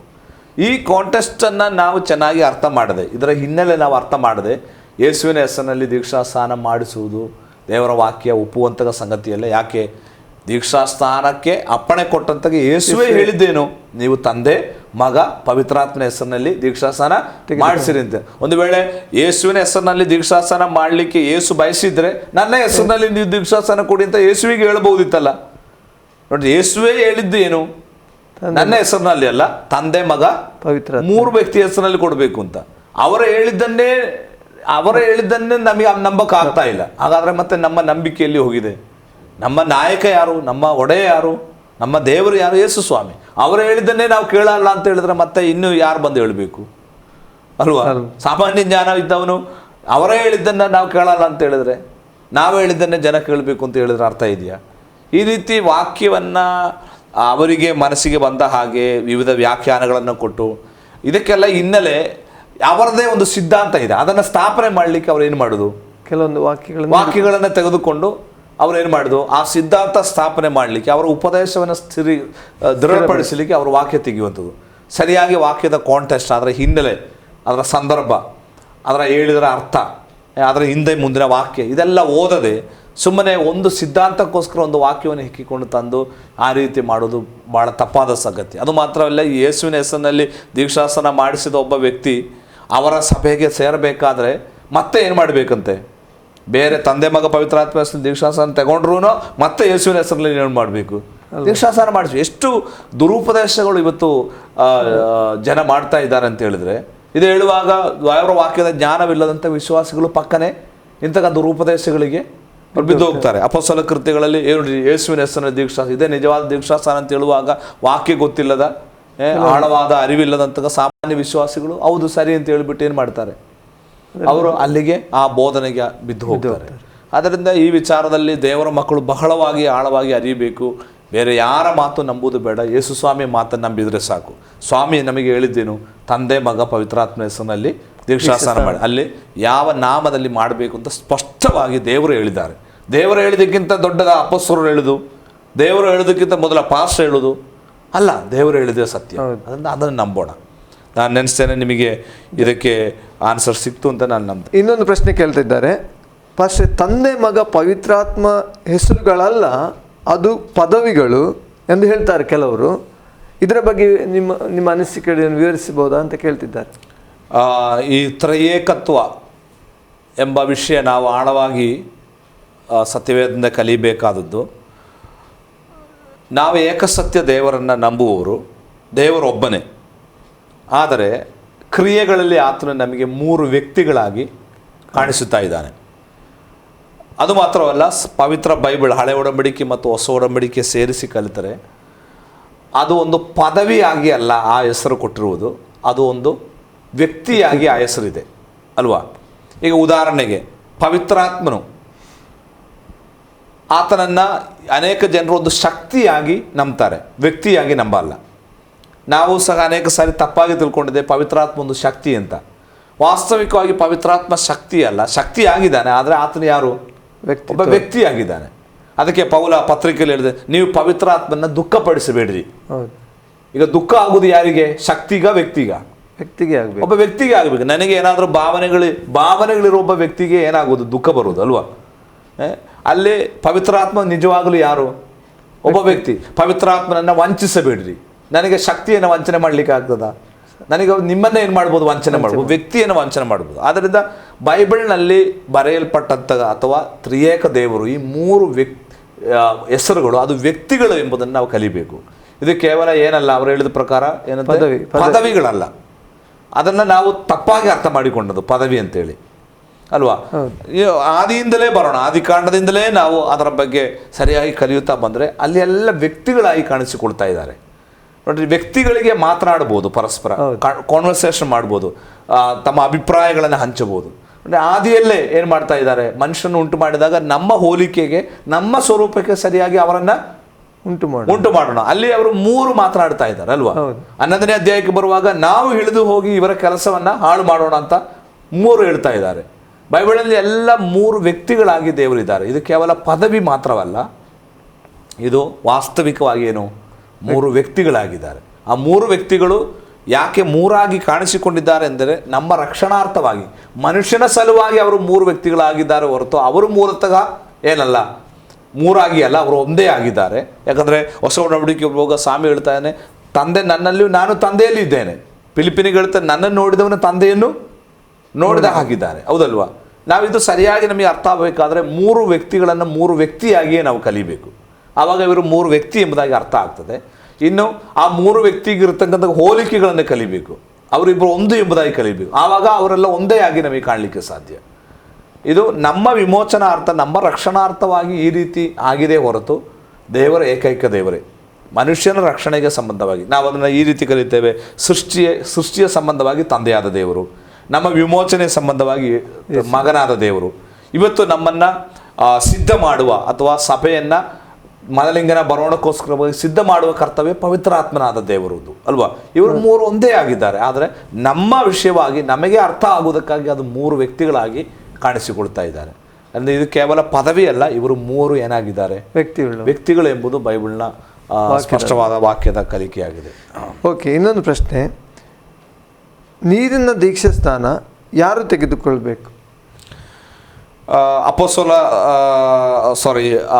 ಮಾರ್ಕನ ಸುವಾರ್ತೆ 16ನೇ ಅಧ್ಯಾಯ 15ನೇ ವಚನದಲ್ಲಿ ನಾವು ಓದ್ತೇವೆ, ನಂಬಿ ದೀಕ್ಷಾಸ್ನಾನ ಮಾಡಿಸಿಕೊಂಡವರು ರಕ್ಷಣೆ ಹೊಂದುವರು, ನಂಬದೆ ಹೋಗುವವರು ದಂಡನೆಗೆ ಗುರಿಯಾಗುವರು ಅಂತ.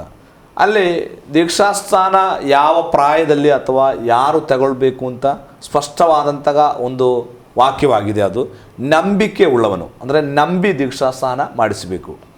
ಅದಕ್ಕೆ ಪ್ರಾಯಮಿತಿ ಅಲ್ಲಿ ಬರೆಯಲ್ಪಟ್ಟಿಲ್ಲ. ಓಕೆ, ಅಂದರೆ ಯಾವ ಏಜಿನಲ್ಲಿ ತಗೊಳ್ಬೇಕು ಅಂತ ಬರೆದಿಲ್ಲ. ಕೆಲವರು ಅದಕ್ಕೋಸ್ಕರ ಕೆಲವು ಸಭೆಗಳು ಅದಕ್ಕೊಂದು ನಿರ್ದಿಷ್ಟ ಸಮಯವನ್ನು, ಕಾಲವನ್ನು ಅಥವಾ ಪ್ರಾಯವನ್ನು ಗೊತ್ತು ಮಾಡಿದ್ದಾರೆ. ಅಂದರೆ ಬೈಬಲ್ನಲ್ಲಿ ಇಂಥವ್ರು ತಗೊಳ್ಬೇಕು ಅಂತಿಲ್ಲ. ಯೇಸು ಸ್ವಾಮಿಯನ್ನು ದೇವರಾಗಿ ನಂಬುವುದಕ್ಕೆ ಅಥವಾ ಕೆಟ್ಟದ್ದು ಯಾವುದು ಒಳ್ಳೆಯದು ಯಾವುದು ಎಂಬುದಾಗಿ ಅರಿವು ಬರುವಂತಹ ಆ ಕಾಲ. ಓಕೆ ಅಲ್ವಾ? ಅಂಥವನಿಗೆ ಮಾತ್ರವೇ ಯೇಸುವನ್ನು ದೇವರಾಗಿ ನಂಬುವುದಕ್ಕೆ ಸಾಧ್ಯ. ಅದೇ ನಂಬಿ ದೀಕ್ಷಾಸ್ನಾನ ತಗೊಳ್ಬೇಕು. ಅಲ್ಲದೆ ನಂಬಿಕೆ ಇಲ್ಲದ ಕಾಲದಲ್ಲಿ ನನಗೆ ದೇವರು ಯೇಸು ಎಂಬುದಾಗಿ ನಂಬದೆ ಅಥವಾ ಆ ಅರಿವಿಲ್ಲದಕ್ಕಿಂತ ಮುಂಚೆ ನಾನು ತಗೊಂಡ್ರೆ ಅದರಲ್ಲಿ ಯಾವ ಅರ್ಥವಿಲ್ಲ ಅಲ್ವಾ? ಅದಕ್ಕೆ ನಂಬಿ ದೀಕ್ಷಾಸ್ನಾನ ತಗೊಂಡು ನೋಡ್ರಿ, ಅಲ್ಲಿ ಕಂಚುಕಿಗೆ ದೀಕ್ಷಾಸ್ನಾನ ಕೊಟ್ಟ ಭಾಗ ನಾವು ಓದಿದ್ದೇವೆ ಅಲ್ವಾ? ನೀನು ನಂಬುತ್ತೀಯೋ ಎಂಬುದಾಗಿ ಕೇಳ್ತೇನೆ. ನಾನು ಯೇಸುವನ್ನ ದೇವಕುಮಾರನೆಂಬುದಾಗಿ ನಂಬುತ್ತೇನೆ ಎಂಬುದಾಗಿ ಆತನು ಸ್ಪಷ್ಟವಾಗಿ ಹೇಳ್ತಾ ಇದ್ದಾನೆ ಅಲ್ವಾ? ನಾವು ಅಪೊಸ್ತಲರ ಕೃತ್ಯ 2ರಲ್ಲಿ ಓದಿದ್ದೆವು, ಫುಟ್ ನೋಟಲ್ಲಿ ಓದಿದ್ದೆವು ಅಲ್ವಾ? ಯೇಸುವನ್ನು ದೇವರೆಂಬುದು ಕ್ರಿಸ್ತ ಎಂದು ನಂಬಿ ಅವನು ದೀಕ್ಷಾಸ್ನಾನ ತಗೊಂಡ್ರು ಅಂತ. ನೋಡಿ, ಅಲ್ಲಿ ಆ ನಂಬಿಕೆ ಯಾವುದರ ಬಗ್ಗೆ ನಂಬಿಕೆ? ಆ ರೋಮ 10:19 ಓದ್ತೇವೆ, ಯೇಸುವನ್ನು ಯೇಸು ಕ್ರಿಸ್ತನನ್ನು ದೇವರು ಸತ್ತವರೊಳಗಿಂದ ಎಬ್ಬಿಸಿದನು ಎಂಬುದಾಗಿ ನಾವೇನು ಮಾಡಬೇಕು? ಹೃದಯದಿಂದ ನಂಬಿ ಬಾಯಿಂದ ಅರಿಕೆ ಮಾಡುವುದು. ಯೇಸು ನನ್ನ ದೇವರಾಗಿದ್ದಾನೆ, ಆತನು ಸತ್ತವರೊಳಗಿಂದ ಎಬ್ಬಿಸಲ್ಪಟ್ಟಿದ್ದಾನೆ, ಆತನು ನನಗೋಸ್ಕರ ಶಿಲುಬೆಯ ಮೇಲೆ ಪ್ರಾಣಾರ್ಪಿತನಾಗಿದ್ದಾನೆ ಎಂಬುದನ್ನು ನಂಬುವ ಆ ಅನುಭವಕ್ಕೆ ನಾವು ಬರಬೇಕು. ಅಂಥವರಿಗೆ ನಾವು ದೀಕ್ಷಾಸ್ನಾನ ತೆಗೆದುಕೊಳ್ಬೇಕೇ ಹೊರತು ನಂಬದವರಿಗಲ್ಲ. ಹೌದು, ಅದು ಯಾವ ಪ್ರಾಯದವರಿಗೂ ಆಗಬಹುದು. ನಂಬುವವನಿಗೆ ದೀಕ್ಷಾಸ್ನಾನ ತೆಗೆದುಕೊಳ್ಬೋದು. ಓಕೆ, ಇನ್ನೊಂದು ಪ್ರಶ್ನೆ ನೀರಿನ ದೀಕ್ಷಾಸ್ನಾನ ತೆಗೆದುಕೊಳ್ಳಲೇಬೇಕೋ ಎಂಬಂತ ಇನ್ನೊಂದು ಗೊಂದಲವಾದ ಪ್ರಶ್ನೆಯಲ್ಲಿ ಹಾಕ್ತಾ ಇದ್ದಾರೆ. ನೋಡ್ರಿ, ನೀರಿನ ದೀಕ್ಷಾಸ್ನಾನ ತೆಗೆದುಕೊಳ್ಳಲೋ ಬೇಕೋ ಎಂಬ ಪ್ರಶ್ನೆಗೆ ಅಲ್ಲಿ ಆಸ್ಪದನೇ ಇಲ್ಲ. ತೆಗೆದುಕೊಳ್ಳಲೇಬೇಕು. ಹೌದು, ಯಾಕಂದರೆ ಇದು ಆಜ್ಞೆ. ನಿಮಗೆ ಸಾಧ್ಯವಾದರೆ ತಗೊಳ್ಳಿ ಅಂತ ಬೈಬಲ್ ಹೇಳ್ತಾ ಇಲ್ಲ. ನಿಮಗೆ ನೋಡಿ ನಿಮಗೆ ಸಾಧ್ಯ ಆಗ್ತದ ಅಂತ ಆದರೆ ತಗೊಳ್ಳಿ, ಇಲ್ಲಾದರೂ ಪರವಾಗಿಲ್ಲ ಅಂತ ಬೈಬಲ್ ಹೇಳ್ತಾ ಇಲ್ಲ. ಅಲ್ಲಿ ಯೇಸು ಸ್ಪಷ್ಟವಾಗಿ ಕೊಡ್ತಾ ಇದ್ದಾರೆ, ನೀವು ಹೊರಟು ಹೋಗಿ ಎಲ್ಲ ದೇಶದ ಜನರ ಶಿಷ್ಯರನ್ನಾಗಿ ಮಾಡಿರಿ, ನಂಬುವವರಿಗೆ ತಂದೆ ಮಗ ಪವಿತ್ರಾತ್ಮ ಹೆಸರಿನಲ್ಲಿ ದೀಕ್ಷಾಸ್ನಾನ ಮಾಡಿಸಿ ನಾನು ನಿಮಗೆ ಆಜ್ಞಾಪಿಸಿದ್ದನ್ನೆಲ್ಲ ನೀವು ಅವರಿಗೆ ಬೋಧನೆ ಮಾಡಿರಿ ಎಂಬುದಾಗಿ ಇಟ್ಸ್ ಎ ಕಮಾಂಡ್ಮೆಂಟ್. ಇದು ಆಜ್ಞೆ ಆಗಿದೆ ಯೇಸು ಸ್ವಾಮಿದು. ಅಂದರೆ ನನ್ನ ಅನಿಸಿಕೆ ಇವರು ಹೇಳೋ ಪ್ರಶ್ನೆ ಹೀಗೆ ಅನ್ನಿಸ್ತದೆ, ನೀರಿನಲ್ಲಿ ಮುಳುಗಿ ದೀಕ್ಷಾಸ್ನಾನ ತೆಗೆದುಕೊಳ್ಳಲೇಬೇಕೋ ಅಥವಾ ನನಗೆ ಪ್ರಾರಂಭದಲ್ಲಿ ನಾನು ಕೆಲವೊಂದು ಸಭೆಗಳನ್ನ ನೋಡಿದರೆ ಚಿಮುಕಿಸುವ ದೀಕ್ಷಾಸ್ನಾನ ಅದರ ವಿಚಾರವಾಗಿ ಅವ್ರ ಗೊಂದಲದಲ್ಲಿ ಪ್ರಶ್ನೆ ಕೇಳ್ತಾರೆ ಅನ್ನಿಸ್ತದೆ ಈ ವಿಷಯವಾಗಿ. ನಾನು ಆಗಲೇ ಹೇಳಿದೆ ದೀಕ್ಷಾಸ್ನಾನ ಯಾರು ತಗೊಳ್ಬೇಕು ಅಂತೇಳಿ. ಅಂದರೆ ಸಾಧಾರಣ ಸಾಂಪ್ರದಾಯಿಕ ಸಭೆಗಳು ಒಂದು ಮಗು ಹುಟ್ಟಿ 40ನೇ ದಿವಸ ಏನು ಮಾಡ್ತಾರೆ, ಅವರು ಚಿಮುಕಿಸಿ ದೀಕ್ಷಾಸ್ನಾನ ಮಾಡಿಸ್ತಾರೆ ಅಲ್ವಾ? ಸ್ಪ್ರಿಂಕ್ಲಿಂಗ್ ಬ್ಯಾಪ್ಟಿಸಮ್ ಎಂಬುದಾಗಿ ಕರೀತಾರೆ. ಅದು ದೇವರ ವಾಕ್ಯ ಎಲ್ಲೂ ನಮಗೆ ಹಾಗೆ ಒಂದು ಸಂಸ್ಕಾರ ಮಾಡಿದ್ದಾಗಿ ಬೈಬಲ್ನಲ್ಲಿ ಎಲ್ಲೂ ನಮಗೆ ಮಾಹಿತಿಗಳಿಲ್ಲ. ಅದಕ್ಕೆ ಅವರು ತೆಗೆದುಕೊಳ್ಳುವಂಥ ವಾಕ್ಯ ಅಪೊಸ್ತಲ ಕೃತ್ಯಗಳಲ್ಲಿ ಕೆಲವು ಕುಟುಂಬಗಳು ದೀಕ್ಷಾಸ್ನಾನ ಮಾಡಿಸಿದವು ಅಂತ ಇದೆ. ಅಂದರೆ ನಾವು ಸೆರೆಮನಿಯ ಫಿಲಿಪಿ ಕಾರಾಗೃಹದ ಯಜಮಾನನು ಕುಟುಂಬ ಸಮೇತರಾಗಿ ದೀಕ್ಷಾಸ್ನಾನ ಮಾಡಿಸಿದ್ರು ಅಂತ ಅವ್ರು ಹೇಳುದು ಅಲ್ಲಿ ಮಕ್ಕಳು ಇದ್ರು ಅಂತ. ಅಂದ್ರೆ ಇವರು ಹೋಗಿ ನೋಡಿದ್ರ ಅಲ್ಲಿ ಮಕ್ಕಳಿದ್ದಾರಂತ, ಇವರಿಗೆ ಏನಾದ್ರು ಗೊತ್ತಾ ಮಕ್ಕಳಿದ್ದಾರಂತ? ಮಕ್ಕಳಿರ್ಬೋದು ಅಂದ್ರೆ ಪ್ರಾಯ ಪೂರ್ತಿಯಾಗಿ, ಯಾಕಂದ್ರೆ ಇದು ದೀಕ್ಷಾಸ್ನಾನ ಮಾಡಿಸಿದ್ದು ಯಾರು? ಅಪೊಸ್ತಲರು ಮಾಡಿಸಿದ್ದು. ಅವರಿಗೆ ಅಷ್ಟೊಂದು ಅರಿವು ಇಲ್ವಾ ಮಕ್ಕಳಿಗೆ ದೀಕ್ಷಾಸ್ನಾನ ಮಾಡಿಸ್ಲಿಕ್ಕೆ? ಈಗ ಕುಟುಂಬ ಎಂಬುದಾಗಿ ಹೇಳುವಷ್ಟರಲ್ಲಿ ಅಲ್ಲಿ ಮಕ್ಕಳು ಬಂದರೋ ಎಂಬ ಸಮಸ್ಯೆ ನಮಗೆ ಉಂಟಾಗ್ತದೆ ಅಲ್ವಾ? ಈಗ ನಾನು ಕುಟುಂಬ ಸಮೇತ ನಾವು ಹೋಗಿ ಇಂಥ ಪಕ್ಷಕ್ಕೆ ಓಟು ಹಾಕಿದ್ದೇವೆ ಅಂತ ಹೇಳಿದ್ರೆ ಅದರ ಅರ್ಥ ಏನು? ನನ್ನ ಮಗು ಇನ್ನೂ 11 ತಿಂಗಳು, ಅದು ಓಟ್ ಹಾಕಿದೆ ಅಂತ ಅದರ ಅರ್ಥನ? ಇಲ್ಲ. ನಾವು ಕುಟುಂಬವಾಗಿ ಓಟ್ ಹಾಕ್ಲಿಕ್ಕೆ ಹೋದೆವು ಅಂತ ಹೇಳಿದ್ರೆ ಮಗುನು ಬಂದಿತ್ತು, ಆದರೆ ಅವಳಿಗೆ ಓಟ್ ಹಾಕ್ಲಿಕ್ಕಿರುವ ಪ್ರಾಯ ಆಗಲಿಲ್ಲ ಅಲ್ವಾ? ನಮ್ಮ ಮನೆಯಲ್ಲಿರುವ ಎಲ್ಲಾ ಕೋಳಿಯನ್ನ ನಾವು ಮದುವೆಗೆ ಸಾರು ಮಾಡಿದ್ದೇವೆ ಅಂತ ಹೇಳಿದ್ರೆ ನಿನ್ನೆ ಹುಟ್ಟಿದ ಸಣ್ಣ ಪಿಳ್ಳೆಯನ್ನು ಸಾರು ಮಾಡ್ತಾರ? ಬುದ್ಧಿ ಇರುವವರು ಮಾಡಲ್ಲ ಅಲ್ವಾ? ಒಂದು ಕೋಳಿ ಸಾರು ಮಾಡ್ಬೇಕಾದ್ರೆ ಅದಕ್ಕೆ ಒಂದು ಪ್ರಾಯ ಬೇಕು, ಅಟ್ಲೀಸ್ಟ್ 1 ವರ್ಷ ಆದರೂ. ಇವತ್ತು ಬೇಗನೆ ಬ್ರೋಯ್ಲರ್ ಕೋಳಿ ಎಲ್ಲ ಬಂದಿದೆ, ಆದರೆ ಹಿಂದಿನ ಕಾಲದಲ್ಲಿ ಮದುವೆಗೆ ದೊಡ್ಡ ಪ್ರಾಯವಾದ ಕೋಳಿಯನ್ನು ಅವರು ಪದಾರ್ಥ ಮಾಡ್ತಾ ಇದ್ರು.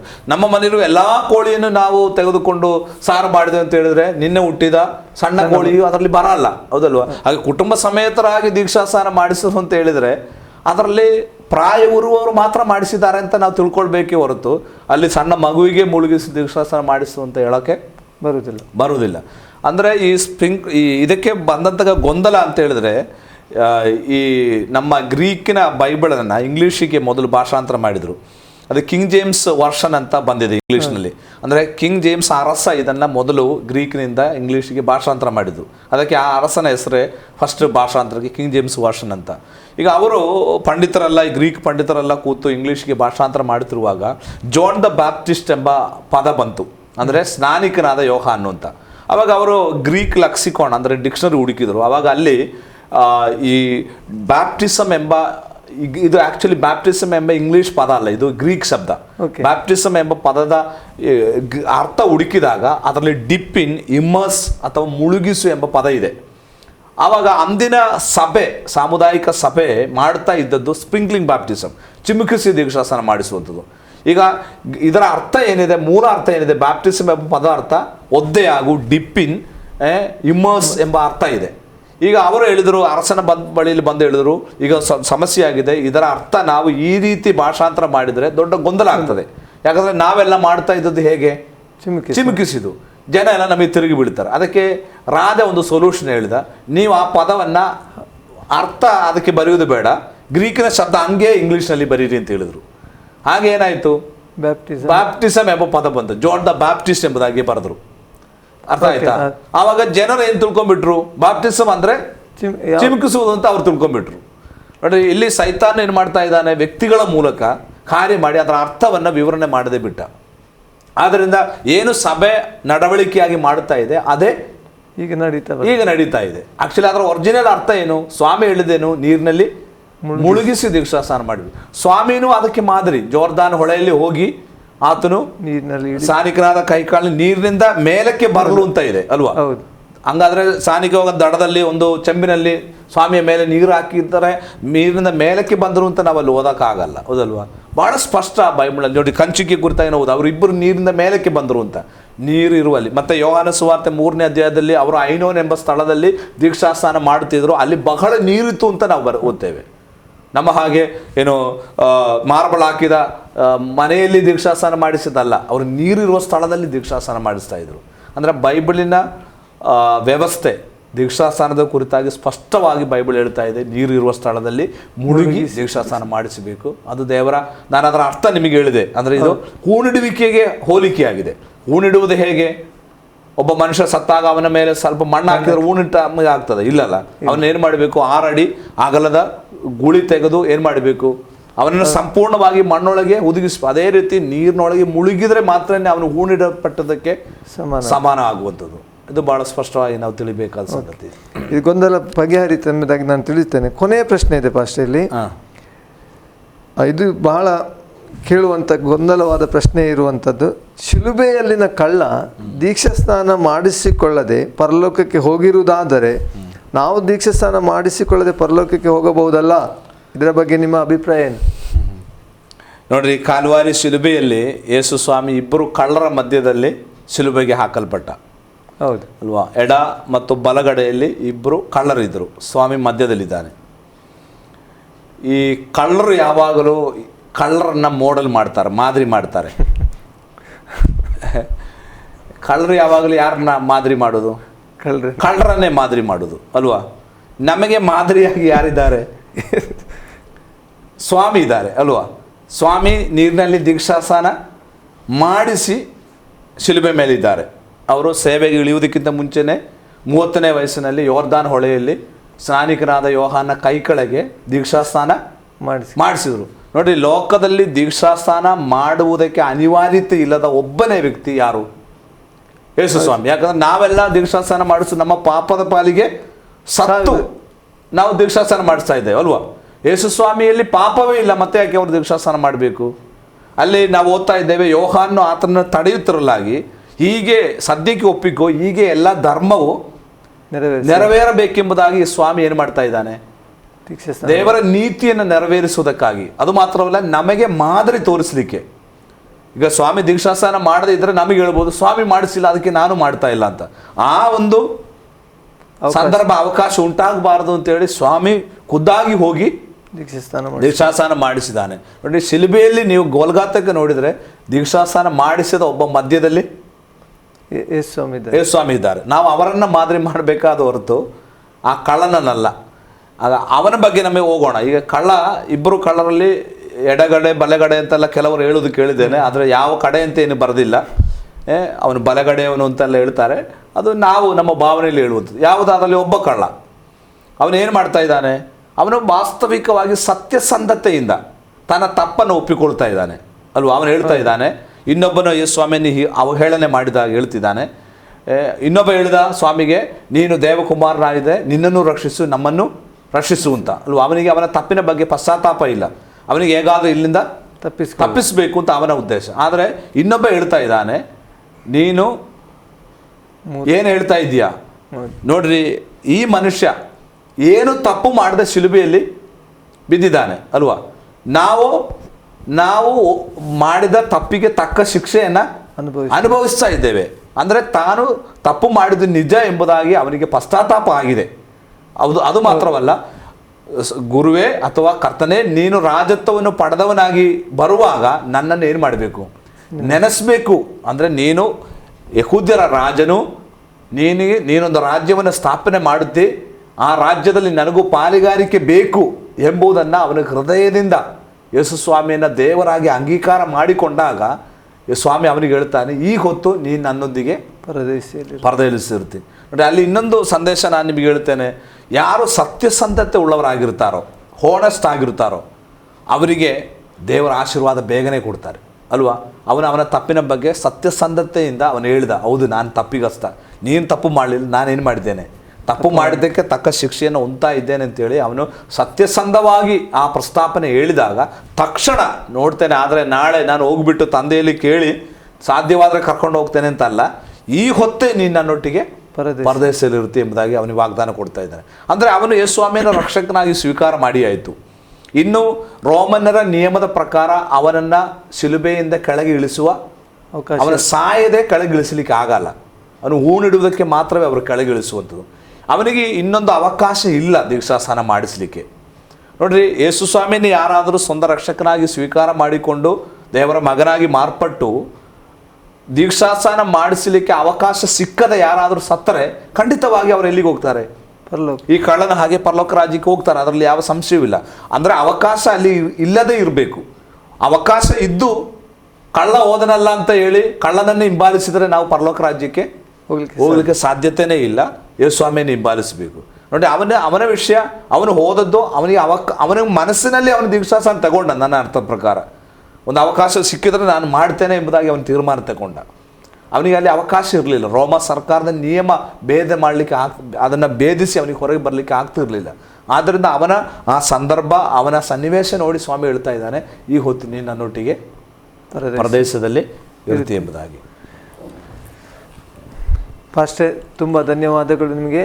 ನಮ್ಮ ಮಧ್ಯದಲ್ಲಿ ಅನೇಕ ರವಿರಾಜ್ ಬ್ರಹ್ಮಾವರ ಇವರ ಅನೇಕ ದೀಕ್ಷಾಸ್ನಾನ ಕುರಿತಾಗಿ ಅನೇಕ ಸಂಶಯಗಳು ಗೊಂದಲಗಳ ವಿಚಾರವಾಗಿ ನೀವು ಸವಿಸ್ತಾರವಾಗಿ ತಿಳಿಸಿದ ವಾಕ್ಯಾನುಸಾರವಾಗಿ ನಿಮಗೆ ಕರ್ತನಾದ ಯೇಸು ಕ್ರಿಸ್ತನ ನಾಮದಲ್ಲಿ ನಿಮ್ಮನ್ನು ನಾವು ವಂದಿಸ್ತೇವೆ. ವೀಕ್ಷಕರೆಲ್ಲರಿಗೂ ನಾವು ಇವತ್ತು ಕೇಳಿದಂಥ ಪ್ರಶ್ನೆ ಸಹೋದರ ರವಿರಾಜ್ ಬ್ರಹ್ಮವರ ದೀಕ್ಷಾಸ್ನಾನ ಕುರಿತಾಗಿರುವಂಥ ಕೆಲವೊಂದು ಪ್ರಶ್ನೆಗಳ ಉತ್ತರ ಅವರಿಗೂ ಗೊಂದಲ ಪರಿಹರಿಸಿದ್ದು ಮಾತ್ರವಲ್ಲ, ನಾನು ಎನಿಸ್ತೇನೆ ಕೇಳುವಂಥ ನೋಡುವಂಥ ನಿಮಗೆಲ್ಲರಿಗೂ ಅನೇಕ ವಿಚಾರವಾದಂಥ ಗೊಂದಲವಾದ ಪ್ರಶ್ನೆಗಳಿಗೆ ಉತ್ತರ ಸಿಕ್ಕಿದೆ ಎಂಬುದಾಗಿ ನಾನು ನೆನೆಸ್ಕೊಳ್ತೇವೆ. ಇನ್ನೊಂದು ಪ್ರಶ್ನೆಯೊಂದಿಗೆ ನಿಮ್ಮ ಪ್ರಶ್ನೆ ನಮ್ಮ ಉತ್ತರ ಎಂಬ ಕಾರ್ಯಕ್ರಮದಲ್ಲಿ ನಿಮ್ಮನ್ನು ಸಂಧಿಸುವವರೆಗೆ ತಪ್ಪದೇ ಆಸರೆ ಟಿವಿಯನ್ನು ವೀಕ್ಷಿಸ್ತಾ ಇರಿ. ಧನ್ಯವಾದಗಳು.